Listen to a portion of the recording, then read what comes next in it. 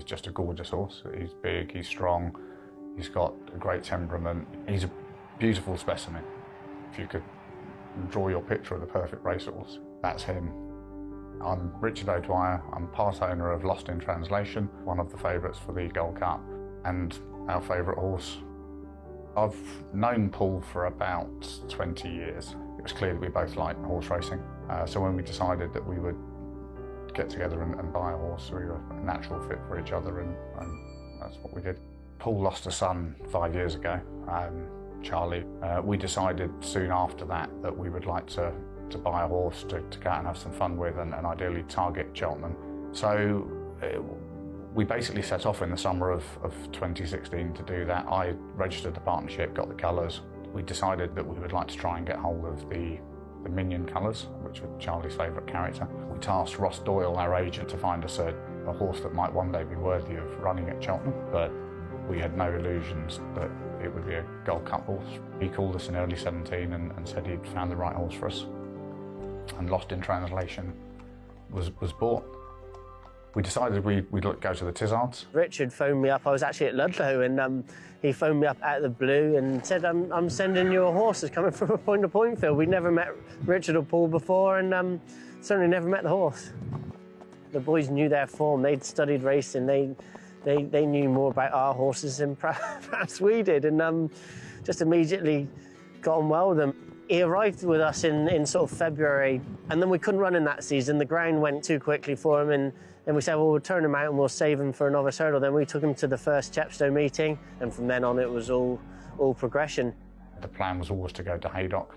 They're off for the Betfair Chase, and Bristol de May jumps off in front. Lost in Translation held up last of the quartet, Robbie Power in the yellow silks.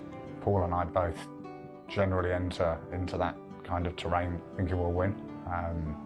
We recognise in our heart of hearts that won't always be the case. Lost in Translation, yellow jacket now, beginning to make his headway on the far side, entering the last half mile. We just wanted the horse to enjoy the race, get through the race, prove that he can fight at that level, so that we could dream of going to the Gold Cup and participating. Lost in Translation, a half length down, parted the Birch, ridden for the first time. Bristol de May galloping on strongly on the near side. So it was the icing on the cake for him to actually win the race in the way he did. But it's Lost in Translation in front, halfway up the run-in. Try as he might, Bristol de May can't get back to him. Super powered, Lost in Translation wins the Betfair Chase. The way he jumped down the back that day was something else. He took a next step, you know, he proved he can beat Bristol de May in his own sort of backyard. And when it all comes together like that, he's quite impressive to watch. We love this horse.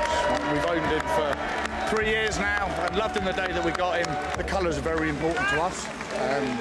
Charlie passed away 3 years ago, and we tasked ourselves with finding a horse to race in the Minions colours, which are his colours, his favourite colours. And we asked Ross Doyle to find us a horse to win the Cheltenham Gold Cup, and this is the horse he found. It was really intense. It was full on. It was, you know, everyone there knew the story and couldn't avoid the emotion, but everyone was sort of willing that horse on because of the backstory. All we wanted was a horse that could take us to big days, that could run in big races 3 or 4 times a year for 3 or 4 years ideally, and just give us a journey. And Haydock told us we've got that. We're on a 4-year journey just to get to our first Gold Cup, and I just hope that it's the beginning rather than the end. Cheltenham means everything, you know. It's the highlight of any jump jockey's season, and so hopefully we can sneak in there under the radar and he can run a big race. You know, it'll be fantastic for the owners. They deserve to get plenty of success, and hopefully he can deliver what he was bought for a Gold Cup. What amazes me about the owners is that for all that there's this real tragedy behind the tale, they're just so lovely, the people, and they don't mind sort of sharing that story, because there's a real pride when they talk about their little boy and in the horse, and there's just this great journey, and out of something that is so desperate, hopefully there's some joy that Lost in Translation has given them. Paul and I are just avid racing fans, and the joy that we get out of Lost in Translation is principally watching a magnificent animal doing his stuff on a racetrack.